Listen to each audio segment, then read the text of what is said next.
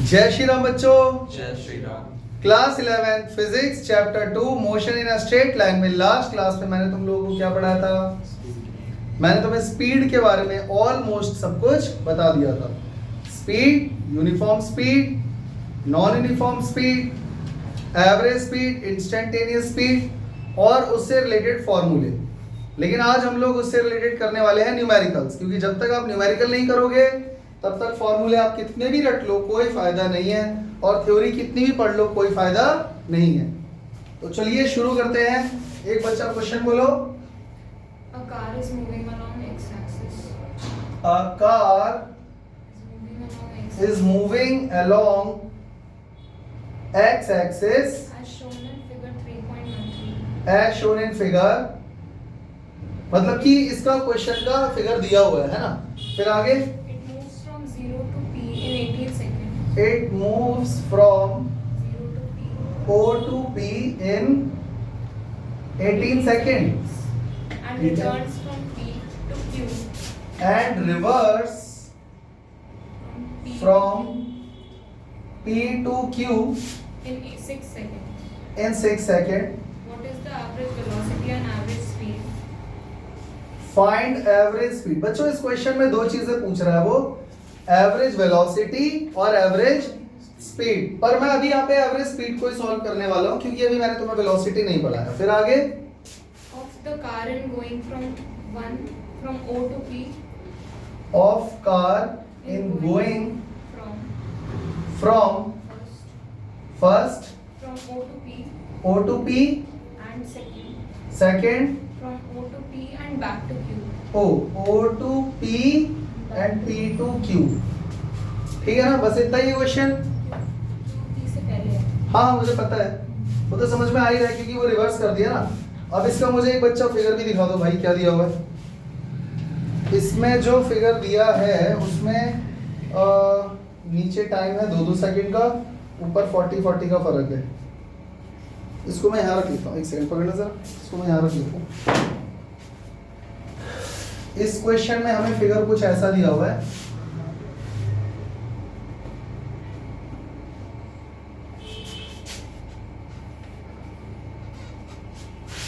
Zero 2 4 6 8 10 12 14 16 18 और 20, यहाँ पर 20 है, और दिया हुआ है 0 40 80 120 160 200 240 280 320 360 एंड 400 मीटर, ये मीटर में है। और इसमें हमें पॉइंट दिया हुआ है O P, ये Q है, 12 पे ही है ना Q, और 18 पे दिया हुआ है P। अब एक बार और क्वेश्चन को पढ़ते हैं, ध्यान से सुनना। एक कार है जिसने एक्स एक्सिस पे चलना शुरू कर दिया है, यानी वो एक ही डायरेक्शन में जाएगी, या तो आगे या तो पीछे। तो पक्का motion in a straight line ही हुआ।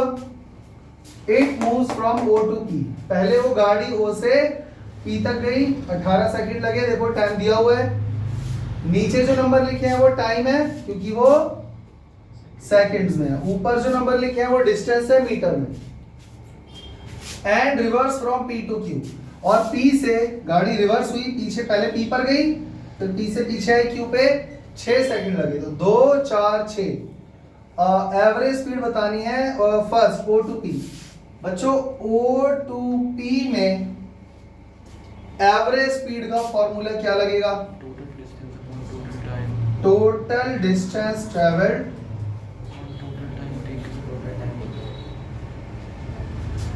Upon total time taken. तो एवरेज स्पीड कितनी हो गई बच्चों? टोटल डिस्टेंस कितना हुआ O से लेकर P तक? 360 दिख रहा है, और टोटल टाइम कितना लगा O से P तक? 18 के टेबल में 36 आता है, कितने टाइम्स? 2 टाइम्स, तो ये आ गया 20। तो एवरेज स्पीड हमारे पास आ गई 20 मीटर पर सेकेंड। खत्म। सबको समझ में आ गया? सेकंड पार्ट, अब वो कह रहा है कि O to P, P to Q, मतलब गाड़ी O से P तक गई और P से वापस Q तक आई। तो फिर से एवरेज स्पीड का फॉर्मूला क्या लगाओगे? पूरा फॉर्मूला दोबारा लिखूं क्या? समझ गए? तो टोटल डिस्टेंस कितना हुआ O से P तक 360 प्लस वो वापस पीछे भी आई है गाड़ी, तो 40 40 40 कितना हो गया? 120। टोटल टाइम कितना हुआ O to P तक 18 प्लस P से Q तक 6, 246 है ना, लिखा था ना यहाँ पे 6 सेकंड, तो यहाँ पर हो गया 6। तो बच्चों कितना आ गया एवरेज स्पीड का फॉर्मूला? ये कितना हुआ जोड़ के? 480 डिवाइडेड बाय 24। इसके टेबल में 2 टाइम्स आ रहा है, तो एवरेज स्पीड कितनी हो गई? 20 मीटर पर सेकेंड। कोई दिक्कत? समझ में आ गया? इजी था। चले अगले क्वेश्चन पे। चलो अगले क्वेश्चन पे चलते हैं। ये एक बहुत ही बेसिक और इजी क्वेश्चन था, ताकि ये फॉर्मूला इसमें तुम्हारा रिवाइज हो जाए। ठीक है, अगर स्ट्रेट लाइन में क्वेश्चन आएगा तो ऐसे ही आएगा। तो चलते हैं अगले क्वेश्चन पे।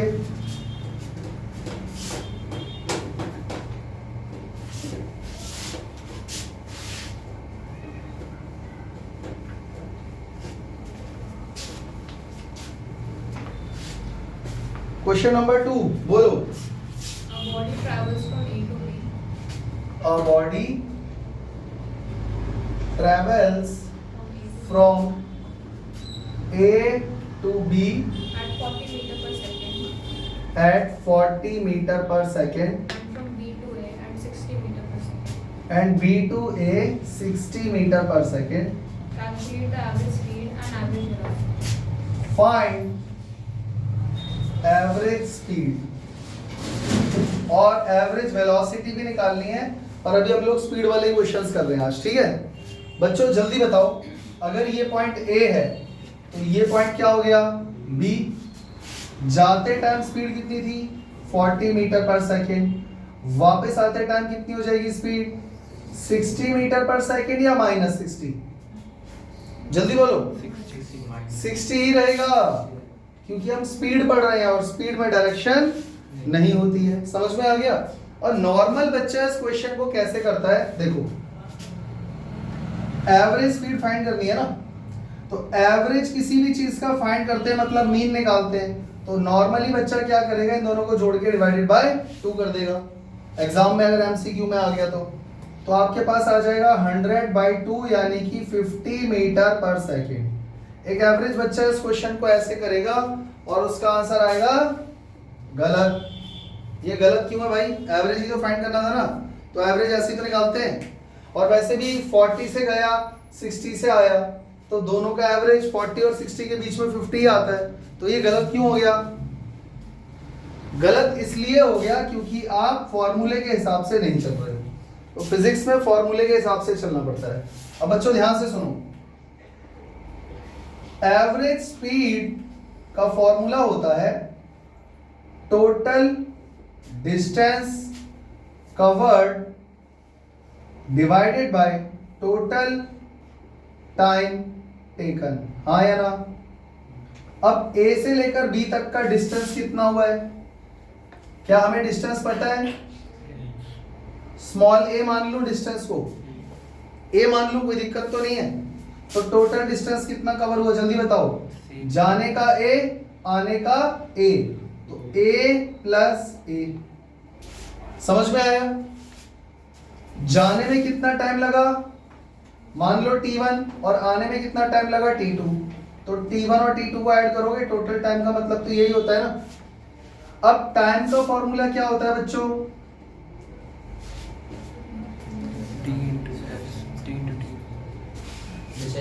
Speed equal to distance upon time. तो टाइम का फॉर्मूला क्या हुआ? Distance upon speed. बोलो हाँ। तो बच्चों अगर आपको T1 फाइंड करना है तो डिस्टेंस D1 अपॉन S1, तो डिस्टेंस तो A ही है जाने का, और स्पीड क्या है? 40। तो T1 की वैल्यू क्या हो गई बच्चों? ऊपर तो देखो 2A हो जाएगा, ये हो जाएगा A/40। सिमिलरली आने में कितना टाइम लगा T फाइंड करने के लिए? अगेन T2 के लिए क्या करोगे? डिस्टेंस अपॉन स्पीड, तो उसकी स्पीड इस बार 60 है, तो a बाय 60, ये बात समझ में आ गई। अब जरा सॉल्व करके देखो क्या आ रहा है। ऊपर तो आ गया 2a, डिनोमिनेटर में एलसीएम लेने से पहले 60 और 40 कितना हो जाएगा? 120। हाँ 120, 120। तो इसके टेबल में 3 टाइम्स आ रहा है, ये हो गया 3a, और इसके टेबल में कितने टाइम्स आ रहा है? 2 टाइम्स, ये हो गया 2a। अब इसको सॉल्व कर लो। 2a बाय 1 मल्टीप्लाई बाय, ये सामने आएगा तो उल्टा हो जाएगा, तो ऊपर आ जाएगा 120, नीचे आ जाएगा 5a। a से a कट गया। वैसे भी a क्वेश्चन में नहीं दिया था, वो हमने अज्यूम किया था, तो वो कटना ही था। अब हमारे पास आ गया 5 से इसको काट दो, 24। है ना। अब हमारे पास आ गया आंसर 48 मीटर पर सेकेंड। ये है एवरेज स्पीड। यानी A से अगर आप B तक जाओगे और B से वापस आओगे विद 2 डिफरेंट स्पीड, तो एवरेज स्पीड ये हो जाएगी। इस क्वेश्चन में कोई दिक्कत है तो पूछ लो। अच्छा, इसमें एक और चीज पूछी थी, इसने बोला था एवरेज वेलोसिटी भी निकालो। अगर बच्चों कोई मुझसे कहता है कि एवरेज वेलोसिटी फाइंड करो, तो इस क्वेश्चन में एवरेज वेलोसिटी कितनी हो जाएगी? समझ में आ गया? क्योंकि आप जिस पॉइंट से स्टार्ट कर रहे हो वापस वहीं आ गए। तो total displacement covered upon total time taken, तो टोटल डिस्प्लेसमेंट क्या हो गया? 0। तो टोटल टाइम तो जो भी हो 0 अपॉन समथिंग 0 ही हो जाएगा। तो एवरेज वेलोसिटी अगर पूछेगा तो इस केस में क्या हो जाएगा? 0। सबको समझ में आ गया? और ये समझ में आया कि इसका आंसर 50 नहीं है, 48 है। फॉर्मूले के हिसाब से चलना है। चलें आगे। इसको कॉपी में कर लेना जरूर जरूर, ऐसे ही क्वेश्चन आते हैं।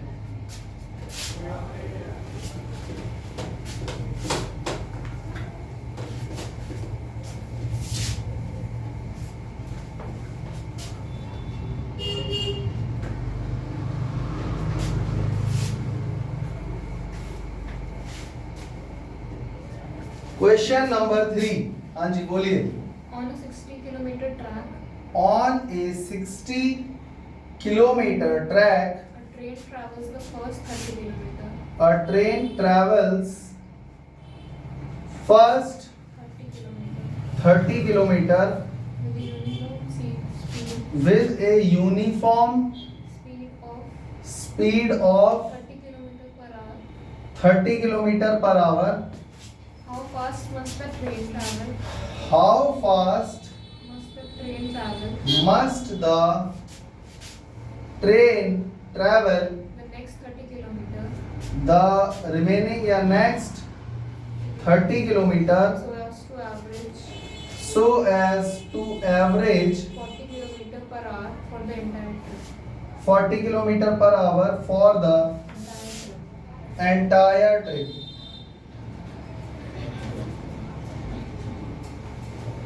बच्चों क्वेश्चन समझ में आया? क्वेश्चन में ये कह रहा है कि मान लो यहां से लेकर यहां तक टोटल डिस्टेंस कितना है? 60 किलोमीटर। सॉल्यूशन, मान लो ये पॉइंट ए है, ये पॉइंट बी है, इसका पूरे का डिस्टेंस कितना है? 60 किलोमीटर। इसका आधा अगर मैं कर दूं तो कितना हो गया? यानी ये हो गया 30 किलोमीटर और ये भी हो गया 30 किलोमीटर। बोलो हाँ।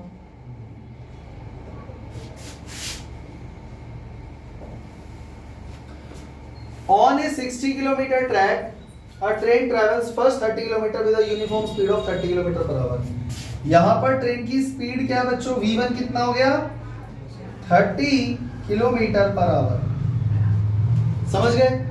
और जो नेक्स्ट 30 किलोमीटर है वहां पर स्पीड कितनी है बच्चों? V2 हमको नहीं पता, वो हमें खुद पता लगानी है। और वो कह रहा है कि कुछ इस तरह से इसकी वेलोसिटी फाइंड करो कि टोटल एवरेज वेलोसिटी कितनी हो जानी चाहिए? एवरेज वेलोसिटी कितनी आनी चाहिए? 40 किलोमीटर पर आवर। क्वेश्चन समझ में आ गया? तो देखो कैसे करेंगे हम। यहाँ पे फॉर्मूला लगाएंगे एवरेज वेलोसिटी का। वैसे एक बात बताऊं, लास्ट क्लास में मैंने तुम लोगों को कुछ फॉर्मूले लिखवाए थे, याद है? ये कौन सा केस है? चेक करो, ये कौन सा केस है? सेम डिस्टेंस होने चाहिए, दोनों दो अलग अलग डिस्टेंस है वो इक्वल है, और जो ऑब्जेक्ट है वो उनको डिफरेंट स्पीड से कवर कर रहा है। मतलब ये भी 30 किलोमीटर है, ये भी 30 किलोमीटर है, पर इसमें स्पीड कुछ और है और इसमें स्पीड कुछ और है। तो यहाँ पे एवरेज वेलोसिटी का फॉर्मूला क्या था बच्चों? 2v1 v2 upon v1 plus v2। याद है कि भूल गए? लास्ट क्लास में मैंने तुम्हें बताया था एवरेज वेलोसिटी का formula 2v1 v2 upon v1 plus v2। ये आपको तब लगाना है जब दो इक्वल डिस्टेंस डिफरेंट स्पीड से कवर किए जा रहे हों। अगर नहीं समझ में आ रहा है तो एक बार फिर देख लो, पहले तो जाके वो वीडियो देख लेना। अब मैं समझाता हूं ये फॉर्मूला कहां से आया। देखो बच्चों, एवरेज वेलोसिटी का फॉर्मूला क्या होता है? ओ सॉरी, वेलोसिटी कहां से आ गया? Average speed total distance upon total time taken. अब तुम बताओ बच्चों टोटल डिस्टेंस कितना है? यहां से वहां तक 60 अपॉन टोटल टाइम कितना है? ये बात तो कंफर्म है, यहाँ पे टाइम कुछ और रहा होगा सपोज t1, और यहाँ पे टाइम कुछ और रहा होगा सपोज t2, हाँ या ना? तो यहाँ पर मैं लिख दूं t1 प्लस t2 लिख सकता हूं। अब मुझे ये बताओ t1 फाइंड करने के लिए क्या करोगे? Distance upon speed. तो डिस्टेंस कितना है? फर्स्ट यहाँ पर 30 किलोमीटर और स्पीड भी 30 है, हाँ या ना? और t2 अगर तुम्हें फाइंड करना है तो क्या करोगे? और डिस्टेंस 30 है और स्पीड v2 है, हाँ या ना? तो यहाँ पर t1 और t2 की वैल्यू यहाँ पर पुट कर दो 60 डिवाइडेड बाय 30/30 प्लस 30/v2। 30 से 30 कट गया, 1 आ गया, ये हो गया 60 डिवाइडेड बाय 1 प्लस 30/v2। कितना हो गया? 60 डिवाइडेड बाय, इन दोनों का एलसीएम v2 ही रहेगा, और यहाँ पर आ जाएगा v2 प्लस 30।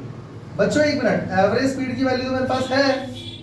अरे ये सोचो ना, एवरेज स्पीड तो क्वेश्चन में दिया ही हुआ है, ये रहा ना 40 किलोमीटर पर आवर, तो यहाँ 40 तो आएगा ही आएगा। अब ये हो गया तुम्हारे पास ये पूरा चाहो तो इधर ले आओ मल्टीप्लाई में, कोई दिक्कत नहीं है। देखो मेरी बात सुनो, मुझे लगता है मैंने स्पेस मैनेजमेंट बहुत अच्छा नहीं करा है, बट फिर भी 40 is equal to 60/1 multiply by v2 ऊपर आ जाएगा और नीचे आ जाएगा v2 प्लस 30। सही है?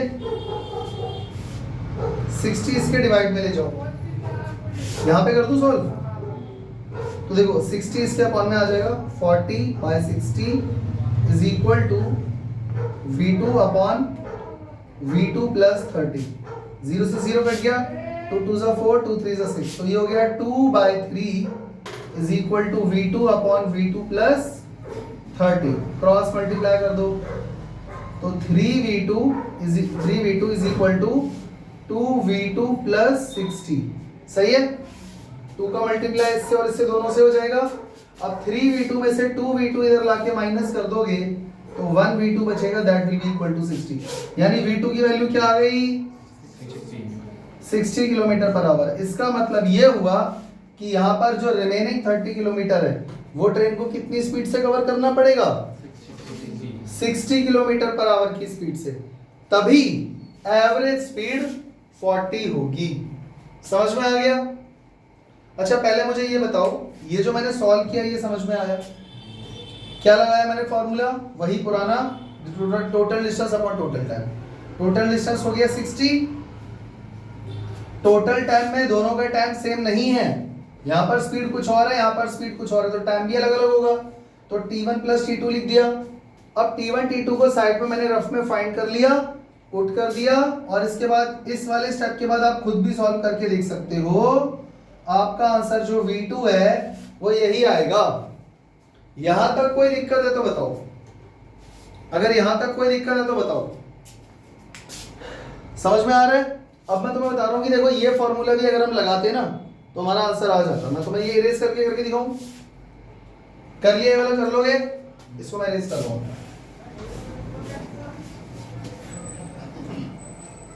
फॉर्मूले इसीलिए तो काम आते हैं, हमको पता है एवरेज स्पीड का, हम इसके बजाय क्या फॉर्मूला लगाएंगे? 2v1 v2 upon v1 plus v2। ये आप तभी लगाओगे जब जो डिस्टेंस इक्वल होगा पर अलग अलग स्पीड से कवर हो रहा होगा।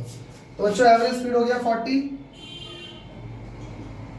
2v1 कितना है 30, v2 पता नहीं, अपॉन में v1 plus v2, 30 plus v2, समझ गए। अब क्रॉस मल्टीप्लाई कर दो, 40 का मल्टीप्लाई 30 से करोगे कितना आ जाएगा 1200 प्लस 40 इंटू v2 40 v2 और 1 का मल्टीप्लाई तीनों से होगा और ये तीनों ऑलरेडी मल्टीप्लाई में तो 60 v2 हो गया। अब 40 v2 उधर ले आके माइनस कर दो, 60 v2 minus 40 v2 is equal to 1200। कितना बचा 20 v2 इज इक्वल टू 1200। तो v2 की वैल्यू कितनी आ गई, कितना आ गया 60 किलोमीटर पर आवर। तब भी तो आंसर वही आ रहा है, समझ में आ गया। तो अगर आप पूरा फॉर्मूला लगा के सॉल्व करोगे तो भी वही आंसर आएगा। फॉर्मूला याद है तो आपका काम आसान हो जाएगा। कोई दिक्कत? चलें अगले क्वेश्चन पे। कुछ पूछना है तो पूछ लो।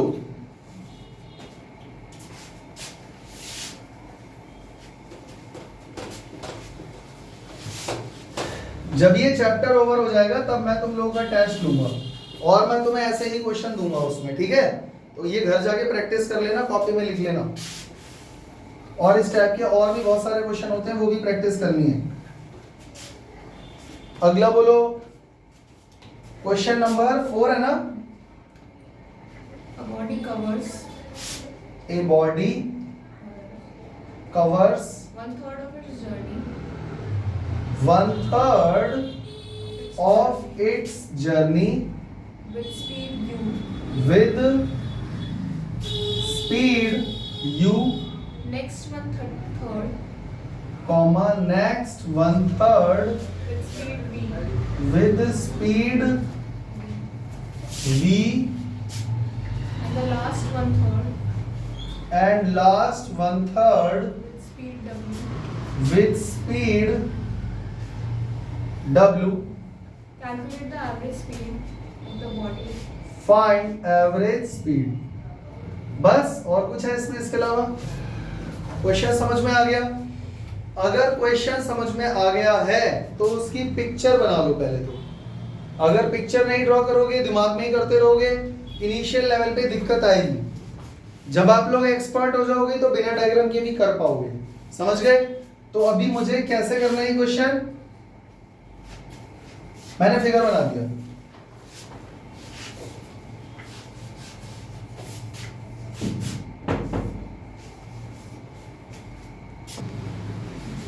तो मुझे ये क्वेश्चन पढ़ के ये समझ में आ गया कि इस बार जो टोटल डिस्टेंस है उसको 3 इक्वल पार्ट्स में डिवाइड कर रखा है। ऐसा ही है ना। A body covers 1/3 of its journey with speed u, मतलब ये 1/3 डिस्टेंस है ना। तो इसको स्पीड, यहां पर स्पीड क्या है बच्चों, u है, यहां पर क्या है और यहां पर बच्चों अगर मान लो डिस्टेंस इक्वल है और स्पीड अलग अलग है तो टाइम सेम होगा तीनों में, अलग अलग होगा? सोच के बता रहा हूं, अलग अलग ही होगा ना यार। मान लो ये 50 किलोमीटर है, ये भी 50 किलोमीटर है और ये भी 50 किलोमीटर है। यहां पर स्पीड कुछ और है, आप तेज चला रहे हो क्या पता, यहां पर स्पीड कुछ और है, क्या पता धीरे हो। तो टाइम दोनों को कवर करने में सेम कैसे हो सकता है, यानी तीनों में टाइम अलग अलग होगा। मान लेते हैं इसका टाइम t1 है, इसका t2 है, इसका। बात समझ में आ रही है? तो बच्चों और ये डिस्टेंस भी हमें नहीं पता, तो ये हो गया x, ये भी x हो गया, ये भी x हो गया। मेरी बात समझ में आ रही है? मैंने यहाँ पर किसी भी पाथ के 3 टुकड़े कर लिए और मैंने दिमाग लगाया कि तीनों का डिस्टेंस सेम है, तीनों में स्पीड अलग अलग है और तीनों में टाइम भी अलग अलग ही होगा। समझ गए? अब सवाल ये है कि आपको फाइंड करना है एवरेज स्पीड, और आपको ये भी याद रखना है कि जो फाइनल आंसर है उसमें सिर्फ u, v और w दिखाई देने चाहिए। फाइनल आंसर में x, T1 T2 T3 दिखाई नहीं देने चाहिए, क्योंकि वो आपने अज्यूम करा है, वो क्वेश्चन में नहीं दिया होगा। पिछला वाला क्वेश्चन भी आपने देखा होगा, फाइनल आंसर खाली V2 के फॉर्म में आया था। तो जब वेरिएबल्स वाले क्वेश्चन दिए रहते हैं तो जो फाइनल आंसर होता है वो उसी वेरिएबल के फॉर्म में आएगा जो क्वेश्चन में दिया है। तो देखो एवरेज स्पीड का फॉर्मूला क्या लगाओगे? Total distance upon total time taken. तो average speed is equal to total distance कितना हो गया बच्चों? x plus x plus x. सही है, मैंने अज्यूम किया था ना x, तो x plus x plus x total distance. Total time t1 plus t2 plus t3। मैंने तुम लोगों को बोला था फाइनल आंसर उस वेरिएबल के फॉर्म में आना चाहिए जो क्वेश्चन में दिया है, यानी कि u, v और w। और यहां पर जो आंसर आ गया वो किसके फॉर्म में आ गया है? यहाँ पर तो u, v और w दिखाई नहीं दे रहा, तो क्या ये हमारा फाइनल आंसर है? नहीं। चलो आगे करते हैं। Average speed is equal to, numerator में 3x हो जाएगा, x plus x plus x. बेटा इधर समझो, टैली मत करो, कुछ नहीं होने वाला उससे। T1 T2 T3 की वैल्यू निकालनी है। अब मैं तुम्हें साइड में 1000 बार बता चुका हूँ, टाइम का फॉर्मूला होता है डिस्टेंस अपॉन स्पीड, हाँ या ना? तो T2 का फॉर्मूला क्या हो जाएगा? डिस्टेंस अपॉन स्पीड, और T3 का जो भी उसने डिस्टेंस कवर किया अपॉन में उसकी स्पीड, हाँ या ना? अरे भाई समझे या नहीं समझे? अभी हम 3-4 क्वेश्चन कर चुके हैं ना, तो टाइम फाइंड करने के लिए क्या करते हो? यानी यहां पर आ जाएगा x upon u, x upon और x अपॉन, समझ में आ गया? अब बस हो गया। Average speed is equal to 3x divided by, बच्चों ध्यान से देखना इन तीनों में कॉमन क्या है? x। इन तीनों में से x कॉमन है। अब बचेगा यहाँ पे 1 बाय u, 1 बाय v और 1 बाय, समझ गए? x से x कटेगा।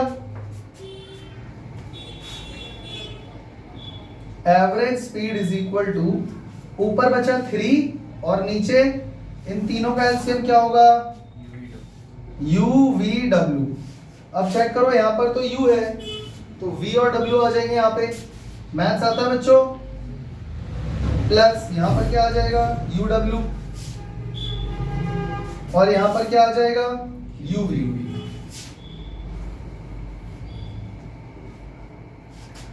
और हमारा फाइनल आंसर क्या आ जाएगा? ये जो u v w है ये ऊपर आ जाएगा, it becomes 3 u v w divided by u v plus v w plus u w। Check करो फाइनल आंसर सही आया कि नहीं। आगे समझ में? तो ऐसा ये लोग क्या करते हैं, अलग अलग ऑप्शन दे देते हैं, कई बार एमसीक्यू ऐसे आपको और भी 3 ऑप्शन मिल जाएंगे, तब आप क्या किस पे टिक करोगे? तो सॉल्व करके ये आएगा तो टिक करोगे। और एक चीज, फाइनल आंसर में कहीं पर भी x नजर आ रहा है, T1 T2 T3, तो इसका मतलब ये सही है। अगर इस क्वेश्चन में कोई डाउट है तो पूछ लो। चलें आगे।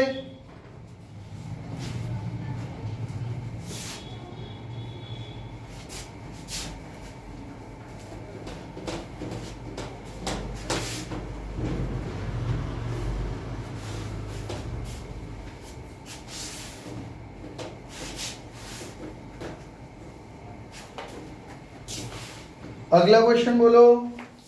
A body traveling along A body a straight line traveling along a straight line traverse one half of the total distance.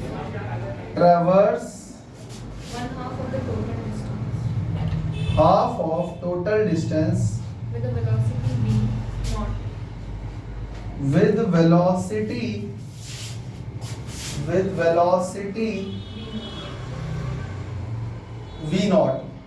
The remaining part of the distance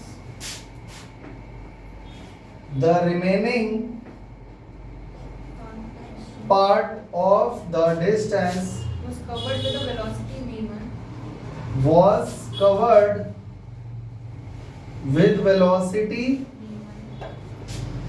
v1 for half the time for half the time and with velocity v2 and with velocity v2 v2 for the other half of time. for the other Half of time. half of time. Find the mean velocity averaged over the whole time of motion. Find the Mean velocity mean velocity averaged over the whole time of motion. averaged Over the whole time of motion. over the whole time of motion.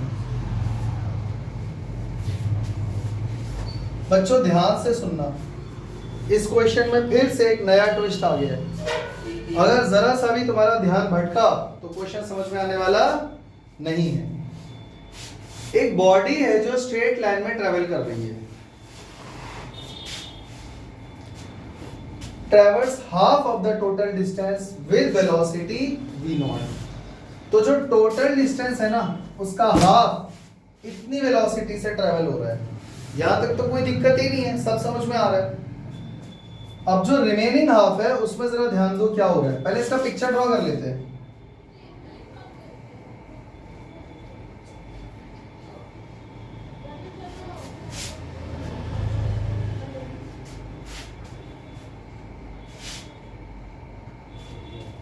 मान लेते हैं total path है, इसमें से जो आधा है उसमें मान लेते हैं वो डिस्टेंस है x, तो ये वाला भी टोटल डिस्टेंस कितना हो गया? नहीं आ रहा ना समझ में? अरे क्वेश्चन में उसने बोला ना आधा डिस्टेंस वो ट्रेवल कर रहा है v नॉट स्पीड से, तो यहाँ पे स्पीड क्या रही होगी? तो टाइम क्या रहा होगा? Distance upon speed. नहीं आ रहा समझ में? क्वेश्चन में ये गिवन है, x मैंने खुद लेट करा है और t1 भी मैंने खुद ही लेट करा है। इतनी बात समझ, इतना तो दिमाग लगा सकते हो ना यार। जब वो बोल रहा है कि आधा डिस्टेंस, या आधा डिस्टेंस x मान लिया ना मैंने, ट्रैवल कर रहा है विद स्पीड v नॉट, और जो रिमेनिंग आधा है, अब वहां पर देखो क्या हो रहा है। The remaining part of the distance was covered with velocity v1 for half the time। मतलब जो बचा हुआ हिस्सा है ना उसमें भी आधा टाइम तक स्पीड रही v1। मतलब क्या ये रिमेनिंग डिस्टेंस का हाफ होगा? नहीं, हाँ मत बोलो। उसने फिर से पढ़ो, the remaining part of the distance was covered with velocity v1 for half the time। Time आधा आधा हुआ है, डिस्टेंस आधा आधा नहीं हुआ, यानी रिमेनिंग हाफ में भी ये दो डिस्टेंस बराबर नहीं है, टाइम बराबर है। तो इस वाले टाइम में वेलोसिटी क्या है? v1, यानी यहां पर वेलोसिटी क्या है बच्चों? तो टाइम क्या है? t1। समझ में आ गया? and with velocity v2 for the other half of the time। और जो other half of the time है वो भी t1 ही होगा, उधर वेलोसिटी v2 है। मतलब ये टाइम बराबर है, वेलोसिटी बराबर नहीं है। आई बात समझ में? और ना ही ये डिस्टेंस बराबर, मतलब ऐसे समझो, ध्यान से सुनना, क्या बराबर है?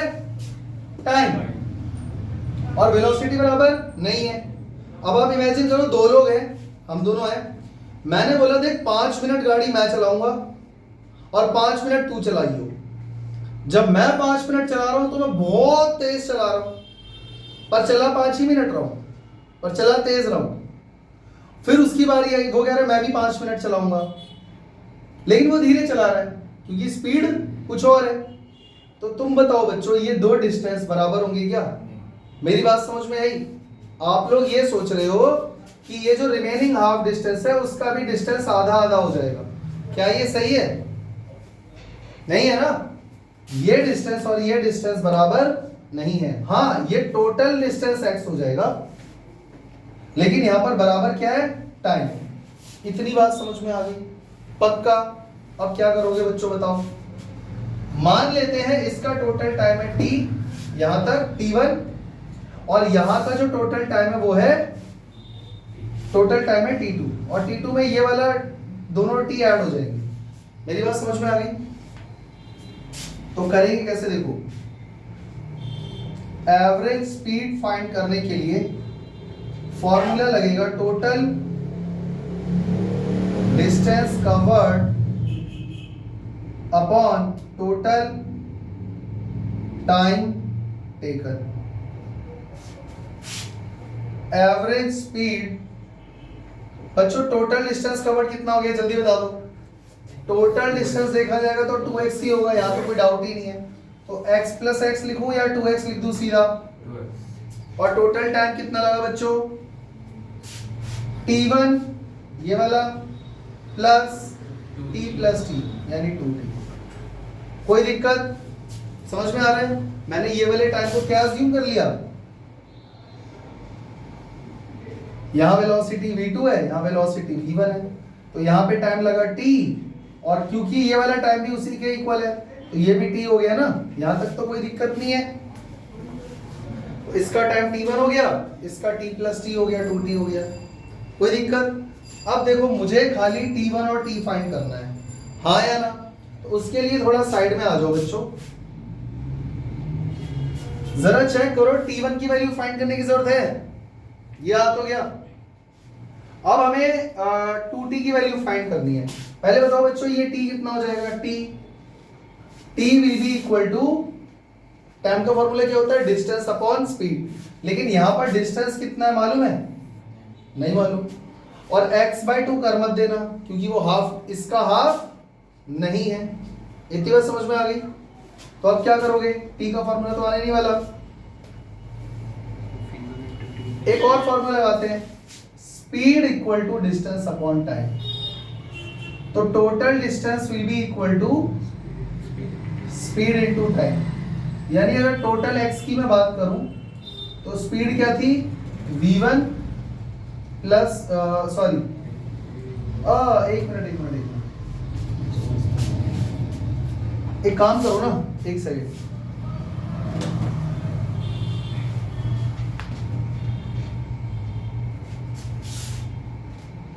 डिस्टेंस का फॉर्मूला क्या होता है बच्चों? Speed into time. क्या मुझे ये डिस्टेंस पता है? नहीं पता ना। तो ये वाला डिस्टेंस फाइंड करने के लिए इसको छोटा d1 मान लेते हैं, इसको छोटा d1 और d2 मान लेते हैं। तो d1 की वैल्यू कितनी हो गई? स्पीड इनटू टाइम, यानी v1 इनटू t, हाँ या ना? और d2 की वैल्यू कितनी हो जाएगी? v2 इनटू t, हाँ या ना? अगर मैं d1 और d2 को जोड़ दूं तो बच्चों क्या आ जाएगा? x। सही है? समझ में आ रहा है? d1 और d2 जोड़ोगे तो x आ जाएगा। t निकालने के लिए v1t v2t कर दिया, यानी कि x is equal to v1t plus v2t। सही है? अब बच्चों इन दोनों में कॉमन क्या है? क्या बचा? v1 plus v2 equal to x। तो t की वैल्यू क्या आ गई? x upon v1 plus v2। हमारे पास किसकी वैल्यू आ गई? किसकी वैल्यू आ गई? t की तो चाहिए थी। मेरी बात समझ में आई? मैंने कैसे फाइंड करा? फिर से देख लो, हमें ये छोटा सा डिस्टेंस और ये डिस्टेंस नहीं पता, तो डिस्टेंस का फॉर्मूला होता है स्पीड इनटू टाइम। तो मैंने पहले चुपके से ये डिस्टेंस निकाल दिया v1t, ये डिस्टेंस निकाला v2t। जब मैं इन दोनों को प्लस करूंगा टोटल x आ जाएगा, दोनों को इक्वल पुट कर दिया x के, सॉल्व करते ही t आ गया, कोई दिक्कत? अब t की वैल्यू यहां डाल देंगे। तो बच्चों एवरेज स्पीड देखते हैं क्या आता है। 2x divided by t1, t1 की वैल्यू ये रही x by v naught plus 2 times of t, t की वैल्यू वो रही और उसका ट्वाइस करना है, तो 2 times of x upon v1 plus v2। बात समझ में आ गई? चेक करो न्यूमरेटर में कॉमन क्या है?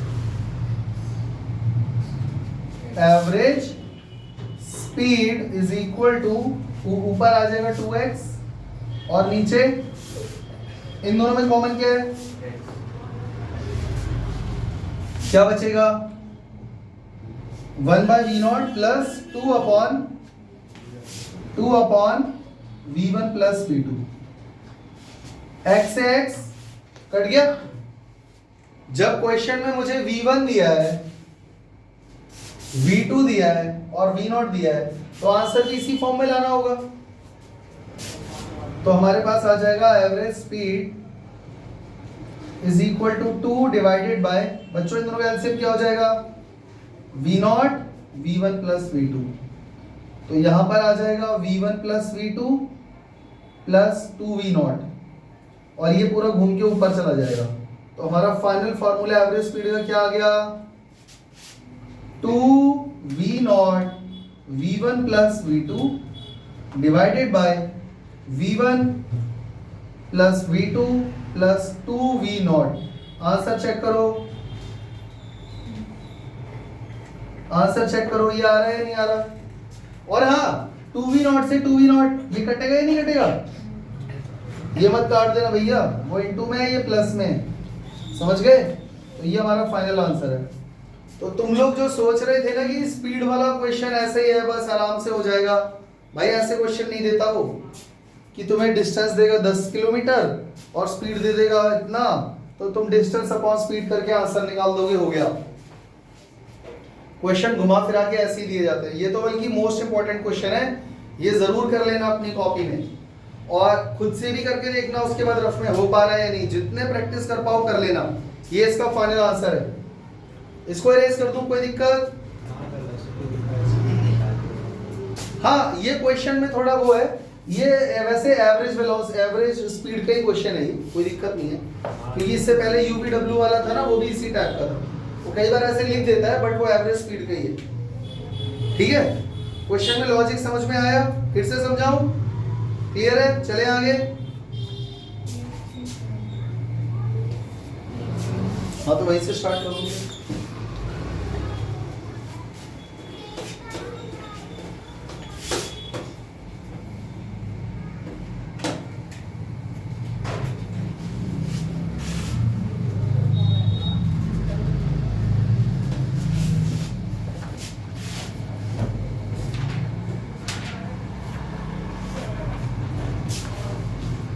दिखाना एक सेकंड।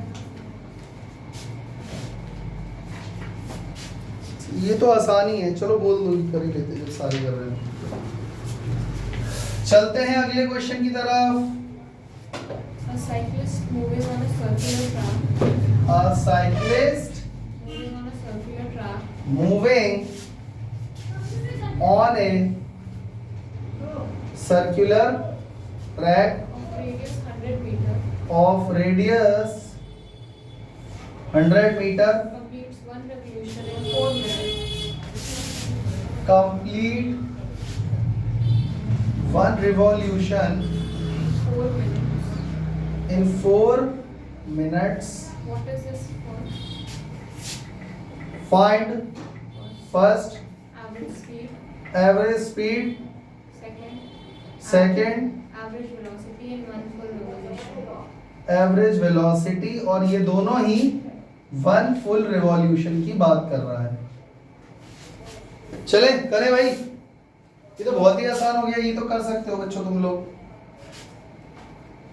एक सर्कुलर ट्रैक है कुछ ऐसा, और उसका जो रेडियस है वो कितना है, कितना 100 मीटर।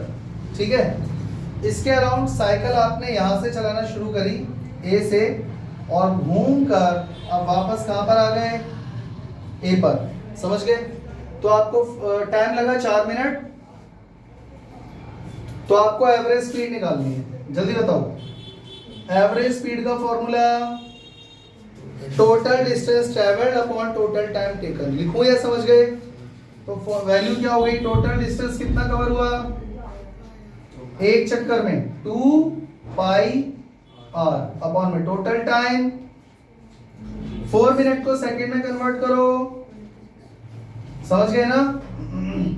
तो 2 pi into 100 divided by 4 into 60, 2 2 जा 4, 0 से 0 कट गया, 2 3 जा 6 और 2 से 5 टाइम्स, तो ये आ गया 5/6 पाई मीटर पर सेकंड। चेक करो। अच्छा ये मीटर पर सेकंड में है, अगर आप 4 रहने दोगे तो मीटर पर मिनट में आ जाएगा। कोई दिक्कत? तो बच्चों ये आंसर मेरा मैच नहीं कर रहा है बुक में, वो इसलिए क्योंकि वो मीटर पर मिनट में दिया है, मेरा में आंसर मीटर पर सेकंड में है। कोई दिक्कत? आंसर ये भी सही है, आंसर वो भी सही है। अब मुझे ये बताओ बच्चों, यहाँ पर एवरेज वेलोसिटी क्या हो जाएगी? क्यों भाई, सॉल्व तो कर लो।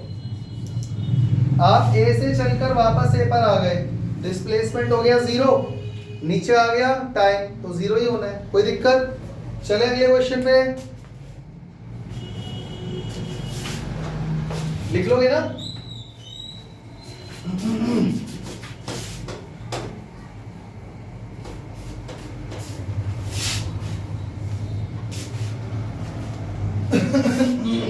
क्वेश्चन नंबर 7, अगला बोलो। A body travels the first half A body travels first half of the total distance first half of the total distance with velocity v1 with velocity v1 and second half and second half with velocity v2. with velocity v2. Calculate the average velocity. Find average velocity. इसको average speed बोलना चाहिए था। क्या इसका answer v1 plus v2 by 2 है? 2v1 हाँ, तो यहाँ एवरेज स्पीड आना चाहिए था। एवरेज वेलोसिटी का फॉर्मूला होता है इनिशियल एंड फाइनल वेलोसिटी का मीन। पर चलो कोई बात नहीं, करते हैं। बच्चों देखो, ये टोटल डिस्टेंस हो गया, first half of the total distance, यानी ये वाला डिस्टेंस विद वेलोसिटी v1, इसकी वेलोसिटी क्या हो गई, और रिमेनिंग हाफ की वेलोसिटी। तो जब खुद बोल रहा है कि फर्स्ट हाफ सेकेंड हाफ, तो जितना डिस्टेंस की होगा उतना ही होगा, तो टाइम दोनों में सेम होगा अलग अलग होगा। ये केस कितनी बार करवाऊं? ये हम कई बार कर चुके हैं। लास्ट क्लास में मैंने तुम्हें इसके ऊपर फॉर्मूला डिराइव करके दिखाया था, अभी भी एक क्वेश्चन इस पर आ चुका है।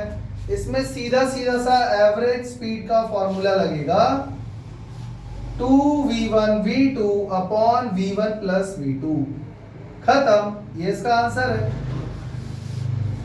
लेकिन अगर आप याद नहीं रख सकते, आपको आदत है पूरा सॉल्व करना ही है, तो आ जाओ भाई कर लो। एवरेज स्पीड फाइंड करने के लिए टोटल डिस्टेंस आएगा ऊपर, total distance x plus x 2x हो गया, अपॉन में टोटल टाइम आएगा t1 प्लस t2, कर दो 2x अपॉन t1 की जगह x upon v1, x upon v2, 2x upon दोनों में कॉमन आ गया x, इन दोनों का एलसीएम हो जाएगा v1 v2, ऊपर आएगा v1 प्लस v2, x से x कट गया, ये घूम के ऊपर आ जाएगा, बन जाएगा 2v1 v2 upon v1 plus v2। क्या दिक्कत है? आंसर चेक करो। नहीं आ रहा समझ में? चले आगे। चलो भाई अगले क्वेश्चन पे आते हैं, ये लिख लेना भैया।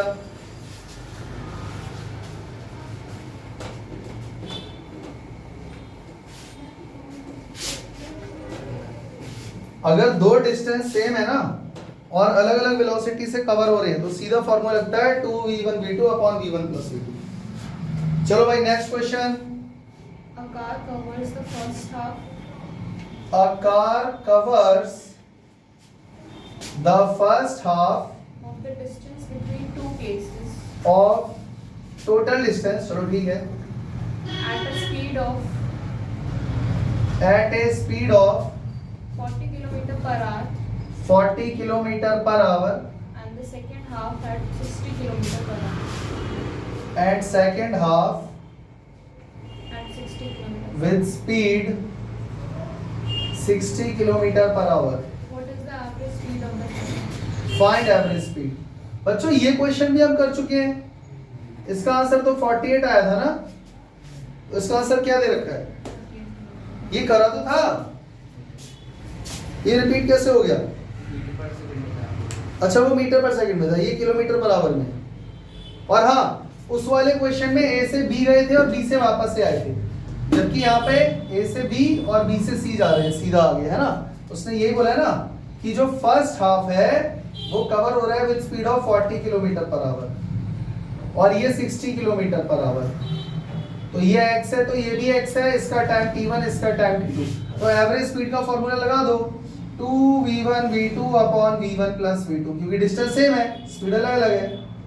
तो 2 into 40 into 60 upon v1 plus v2, 40 plus 60। तो 2 इंटू 40 इंटू 60 अपॉन 100, 2 0 से 2 0 कट गए, कितना आ गया 48 किलोमीटर पर आवर। कोई दिक्कत? मुझे लगता है बच्चों इसी टाइप के और क्वेश्चन सब तुम्हें भी करने चाहिए प्रैक्टिस के तौर पे। तो बुक के अंदर, बुक देना जरा, एसएल के अंदर प्रॉब्लम फॉर प्रैक्टिस में क्वेश्चन नंबर 1 2 3 4 5 6, बस ये 6 क्वेश्चन मैं तुम्हें दे रहा हूं। और इसके अलावा यहाँ बोर्ड पर जितने भी क्वेश्चन मैंने करे हैं वो घर जाकर सारे अच्छे से समझ समझ के कॉपी में खुद से पहले रफ में करना, जब तुम्हें आ जाए खुद से करना तब फिर कॉपी में करना। कोई दिक्कत? और फिर ये आंसर भी इनके करने सॉल्व जो मैंने प्रैक्टिस और प्रॉब्लम दी है। फिर मिलते हैं अगली क्लास में, तब तक के लिए जय हिंद, जय श्री राम।